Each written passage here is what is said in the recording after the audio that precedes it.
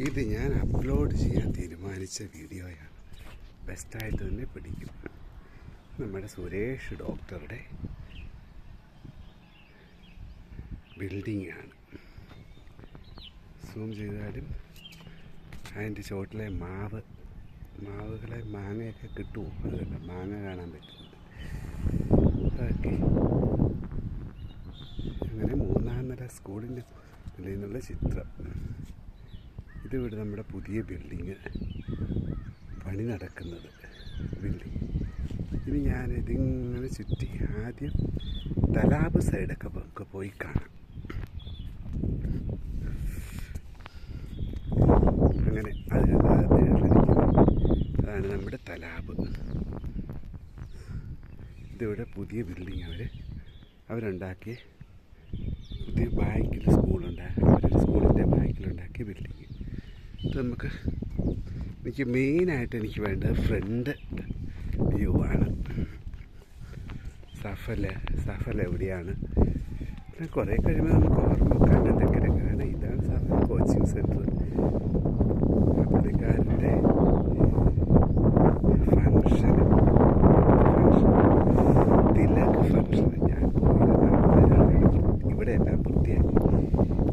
ഇത് ഫ്രണ്ട് സൈഡിലെ വയൽ ഗോതമ്പ് പാടങ്ങൾ വിളവെടുത്തതിന് ശേഷമാണ് ഇതിങ്ങനെ കിടക്കുന്നത്. അവരുടെ ആരിനെയൊക്കെ തീറ്റിക്കൊണ്ട് പോകുന്നുണ്ട് ആൾക്കാർ. ഇത് പിന്നെ കടക്കാരൻ ചേട്ടൻ്റെ വീടിൻ്റെ ബാക്ക് സൈഡാണിത്. ഇത് പിന്നെ നമ്മുടെ ജയ്സ്വാളിൻ്റെ റെഡ് കളറിൽ കണ്ടത് അത് ജയ്സ്വാളിൻ്റെ മണൽ വയ്ക്കുന്ന റിയ ജയ്സ്വാൾ, ദേവേഷിൻ്റെയൊക്കെ അവരുടെ ഭാഗത്ത്. ഇത് പിന്നെ അതിൻ്റെ ഫ്രണ്ടിലുള്ള വേറൊരു ബിൽഡിങ്. ഇത് ഞങ്ങളുടെ മുമ്പിലുള്ള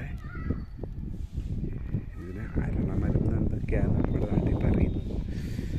പിന്നെ അങ്ങനത്തെ ചേച്ചിമാരെ കിട്ടുമോ നമുക്ക്?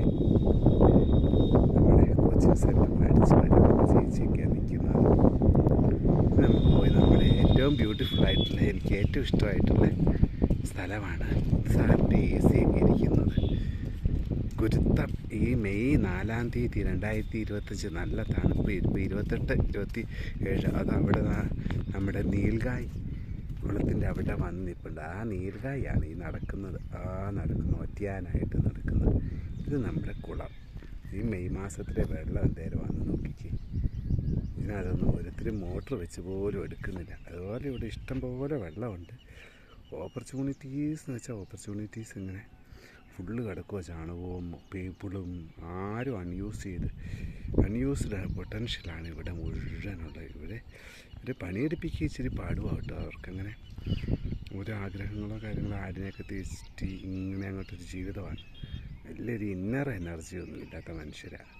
കുറച്ച് ബിസിനസ്സും കാര്യങ്ങളൊക്കെ ചെയ്യുന്നവരുടെ കയ്യിൽ പൈസ ഉണ്ടെന്നല്ലാണ്ട് ഇവിടെ ബംഗാളികളെ കൊണ്ടുവന്ന് കഴിഞ്ഞാൽ ഇവിടെ പണിയെടുക്കുക. ഇത് അത്രയും തണ്ടും തടിയൊക്കെ ഉള്ളവന്മാരെ ഇതേ കൊണ്ട് ഉണ്ടാക്കിയെടുക്കുക അല്ലേ. പിന്നെ കരാർ. എന്നാലും കോഴി ഫാം ഇതൊക്കെ പറ്റും.